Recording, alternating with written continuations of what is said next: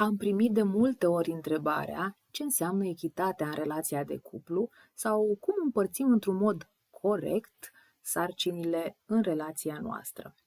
Hai să începem cu ce este de evitat. Rugămintea mea ar fi să nu spui, uite cât de multe fac eu și tu nu faci. Chiar dacă poate uneori chiar simți asta. Pentru că aceasta e o rețetă sigură care îți va face partenerul să intre într-o stare defensivă și să spună, cum așa, uite-te la toate lucrurile pe care le fac, cum poți să spui că nu fac? Și va începe să enumere ceea ce face. Și tot așa, intrăm în niște tipare de comunicare și într-o dinamică negativă în relație și asta face să scadă empatia și compasiunea între parteneri și așa vom găsi tot mai greu soluții la problemele cu care ne confruntăm zi de zi. Așadar, echitatea în relație nu este despre a ține un scor. Nu înseamnă să împărțim sarcinile în mod egal, milimetric.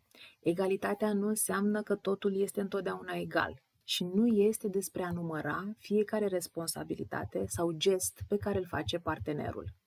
În schimb, echitatea este atunci când contribuția fiecărui partener este valorizată, când colaborăm împreună să găsim soluții, când creăm un echilibru în care ambii parteneri să se simtă auziți, văzuți, susținuți, valorizați.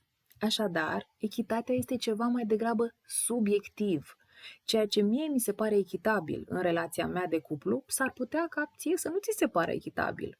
Înseamnă că fiecare partener are niște responsabilități concrete, dar și niște responsabilități emoționale, într-un mod în care este perceput, am zis perceput, ca fiind corect și satisfăcător pentru ambii parteneri.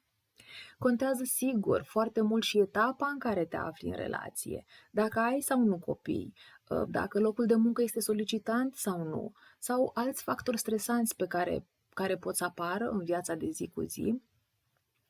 Dar linia aceasta obiectivă de echitate, doar tu o vei stabili împreună cu partenerul tău.